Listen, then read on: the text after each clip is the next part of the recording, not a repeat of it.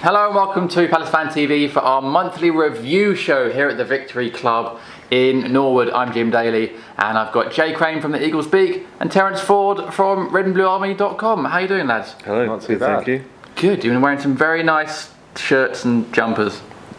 Very kind of you. You're welcome. Right, so we're going to review November and the games that went on there. 2 wins, a draw and a defeat for Palace in November. We're also going to include Everton as well, so the first game in December.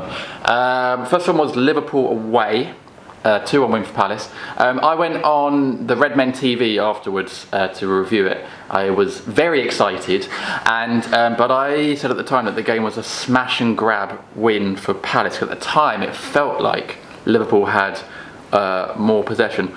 Terry, was I unfair in calling it a smash and grab? Yeah, I think so. I think we competed pretty well with them. I can't really remember Hennessy making a save.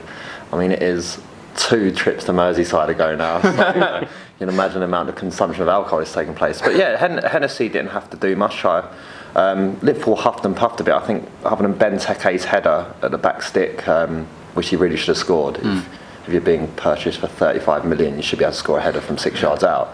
But other than that, I thought we competed really well and were probably good for the win. Was it just then, Jay, just a classic away performance from Palace, the way we set up for away games and how it works? Was it just more that? Yeah, I think so. I think as a home team, you're going to expect a lot more possession, particularly when you go into a team like Liverpool.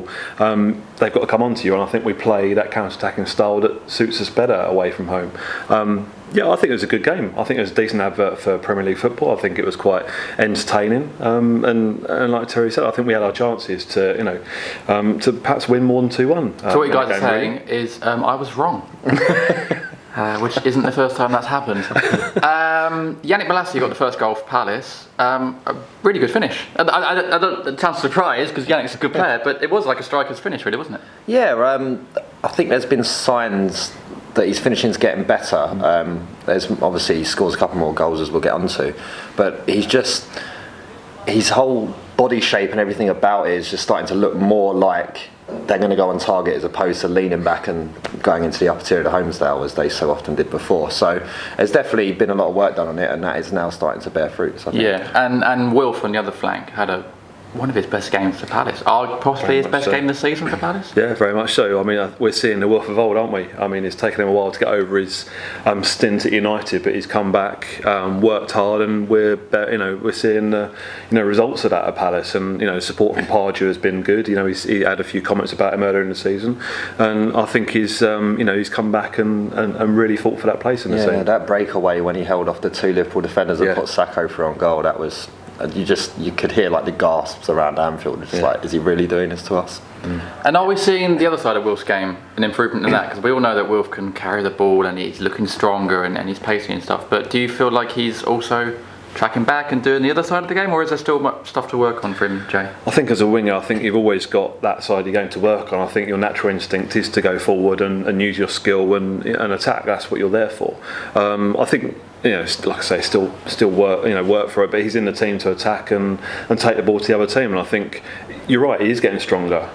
He used to be pushed off the ball relatively easily. He was great running onto the ball and being a defender and getting past them. But being physical, you would tend to think Sacco would be better in that position. But this season, Wilf's shown that he's stronger now. Yeah, Pardew said as well, though, he's given him more responsibility defensively. He's mentioned that a couple of times in post-match, pre-match things, and you can tell that he has that more faith in him to just let him go and do what he's doing, because he knows he gets back a lot more so than Bolasie does at times. So I think it's a very strong side to his game, and the sort of side that he's going to need if he wants to get into the England team.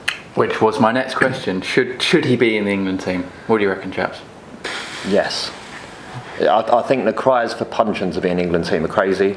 Yeah, I agree with that. Yeah. I think Scott Dan keeps making errors at vital times when it comes to maybe his inclusion, but there's no one else really like Zaha in the England setup, and he can change a game in a moment, and I don't care which fullback you put against him in the world, he's going to be able to beat them at least enough times to get decent service into the middle in any game.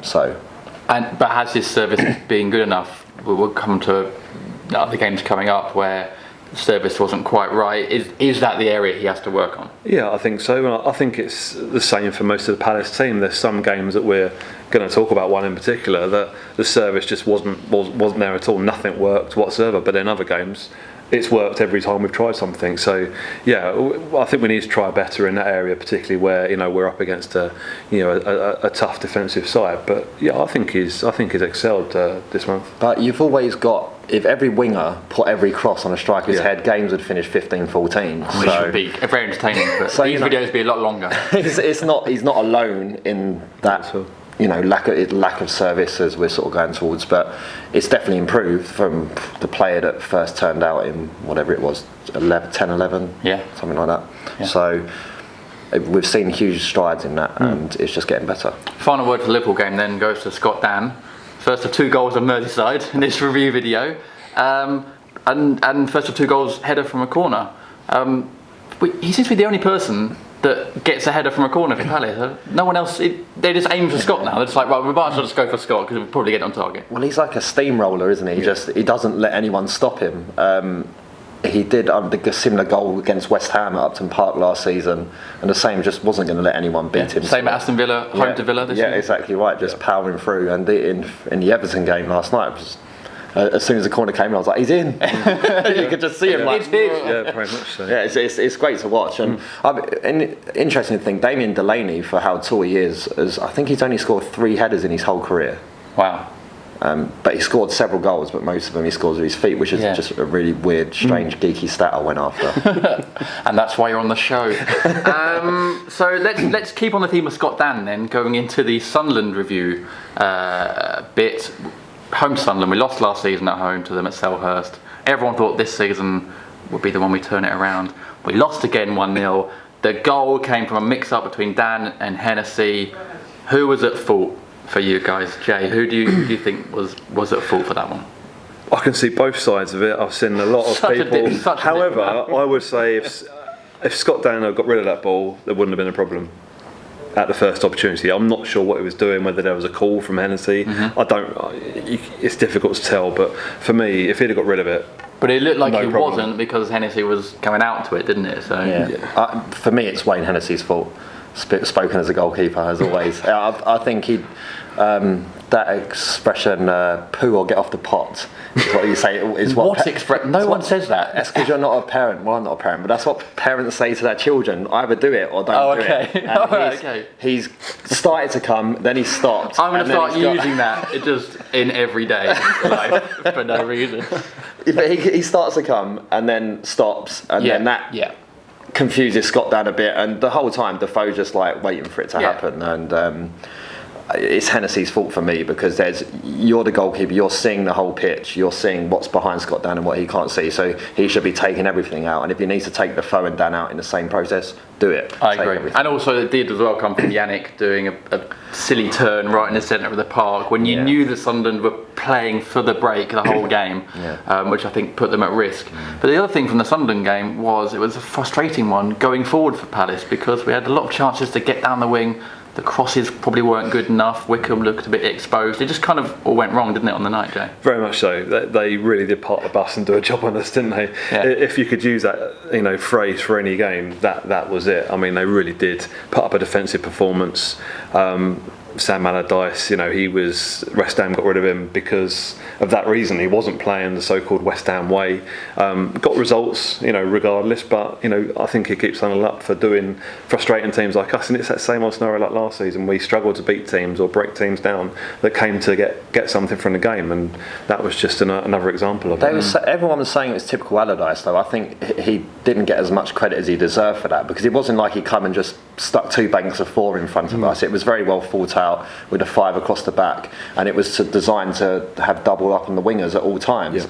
And Connor Wickham just became isolated, because then you had the extra people going out to try and help out and make things happen, and we make a ball look like a superstar in the middle of the park, which he hasn't looked like for a decade, because we just kept lumping balls at his head. And Quartes was the same as well. These are the players that we have seen on Match of the Day all season long being awful, and we made them look like well-beaters by putting long balls into Connor Wickham, and then as a result Connor Wickham ended up getting a load of abuse from Palace fans on social networking because he was made to look awful, and He was up against 3 big centre backs. He didn't really have anything to go on. Service wasn't there, was it? Was it a bit worrying that as it became very clear in that game quite early on, this is how Sunderland are going to play, and nothing really changed from Palace? Was that a bit of a worry that it didn't seem like a sort of a plan B? Yeah, I think so. I think the wingers really struggled, and if anything was going to come of the game, I think it was going to come through the middle. I think Kabay and MacArthur tried their hardest through the middle. Just one of those games where it didn't come off. And we're saying Sunderland were quite negative and being defensive, but they still played with 2 up front, which always gave them a chance. Yeah. Really gave them an option. Whereas we all expected that Kabay was going to come and play 10 for us, and he didn't. And Puncheon has been given that responsibility to play that role after performing well in it last season, but he just hasn't lived up to the player that he was at the back end of last season, which has left a massive void behind the striker for us, which has caused us problems in some games and not in others, and it's been most notably been in the games where teams are set against us, and you need that person in your 10 to come up with something magical, and he hasn't done it for us yet. Could James MacArthur be that guy? No. You don't think? Moving on. I don't think he's skillful enough to play that role, really. But I just feel like he has so much energy, and he just does everything well. I don't know. I think if you move him forward like that, it'll take him out of his current position where he's playing so well. He's excelling in the position he is now. But I'll probably mention it in a minute about Kabay looking a bit odd when he was moved out of position yesterday. So who should play the number 10 role then? Because it looks like it's a position that's up for grabs and no one's really. No one's Shamak. I was just going to say, yeah, I'm with that completely. Yeah, I mean, at the back end of last season when Puncheon was doing so well, everyone assumed that would carry on into this season. People were saying, I don't see how Shamak gets back in the team, and I'm just there going, he's our best player. Like, he goes into the team, you find a way to get him into the team, and it's all just working out perfectly for him now. And as soon as his fitness is there, he's got to go into that 10 role for me. Yeah, assuming his hamstrings don't. Well, of course they will after like 35 minutes. So the Newcastle game then, in the Sunderland game, whereas we didn't like a plan B, Pardew did change out for Newcastle, almost went back to a 4-4-2 kind of, if you can call it a fluid 4-4-2, with Yannick through the middle with Connor, coupled with the fact that Newcastle were absolutely terrible. And it worked perfectly, didn't it? Yeah, I mean, they are so bad. I've never seen a team with players who should be good. You've seen them be good in the past. You know, Newcastle have had pretty much the same team for the last couple of years, and it's a team that, you know, under Pardew, they put wins of 5-6 wins on the bounce together. And Colaccini just looks like his race is run. I don't know why he's playing. During the game, surely pre-match they said, right, let's try not to have a scenario where Balassi or Zaha is one-on-one with Colaccini in a foot race towards the goal. And it happened multiple times. And it was unbelievable to what. And they just had no idea. They came out to try and attack us after explicitly watching Sunderland park the bus and beat us 1-0. And that is the way to beat us. And McLaren just seems to ignore that. I did talk to a Newcastle fan beforehand, and he was saying that I said, will Newcastle play like that because it worked for Sunderland? And he said, well, no, because our defence is terrible. We can't do that. And you saw that with the second goal when it came across the box from Wickham. And 4 Newcastle players, it was almost like Sunday League. We were just like falling out of the way of it. Just, Yannick was like, okay, thanks very much. It was great. But it was great to see Yannick scoring some goals again, just like Liverpool. And it was just nice to see home game for Palace with goals. Actual goals. I was knackered after the game, celebrating 5 goals like that. Fantastic to watch. I mean, after the first 10 minutes they scored, took the lead, you kind of think, Sunderland again, isn't it? And, you know, being all over them that first 10 minutes literally, and they break and at the first chances score a goal. But great reaction from the players, particularly after the Sunderland game. Pardew stuck with the same players. I kind of expected Puncheon to be dropped after that Sunderland game. He didn't, stuck with them, and I think everybody, you know, performed well in that game. Everything just worked. You know, every time we went forward, you know, Wilf was great again, Balassi, Wickham was exceptional up front. I think everything we tried just worked, and it was a complete contrast to the Sunderland game. I thought what was interesting is the first time I've actually seen what Pardew's seen in Balassi as a centre forward. His movement was there. We've talked about his finishing getting better already, and the first goal was brilliant. It looks like a simple tap in, but when you actually see it from behind the goal, it's the only place he can really hit it is low and across, because there's bodies everywhere else that would block it.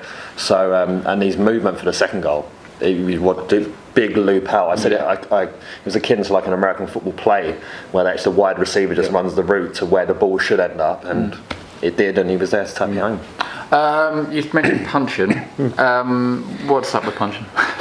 Well, it's the first half of the season, isn't it? Yeah, so we got to come back in January. He's notoriously. I mean, when it comes to New Year's Day, he'd be fine. He'd be back to his normal, best. I think the stats prove that his first half of the season is terrible. Yeah, it has been for us. I pulled together a little picture of it, and I think it was he's only scored one goal before December 31st for us since he's been a Palace player. Wow. And he scored 12 goals after December 31st. So why do we even play him? What's the point? Just tell him to take the first half of the season off. Have a break. There's something about Punchin. When he's on his game, he can do something. He's one of those players that can do something from nothing. He scored those free kicks last season. Exceptional free kick taker.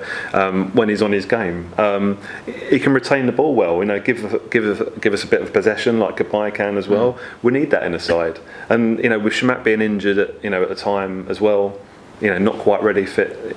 Who'd you play instead of him? Sacco wasn't fit either. So I kind of think he was perhaps our only real option there. But Pardew sees something in him, and I think there is something about him. But from the 1st of January, of course. We all do, don't we? We all know he can, but it's just that consistency. Well, I thought it was a mixed bag, and last night against Everton was a classic example where he gave the ball away so many times, got caught in possession, but he had 6 key passes in the game, which is 2 more than anyone else. Key passes, what leads to a chance but not a goal. Yeah. Which is 2 more than anyone else. And you think how much possession Everton had last night.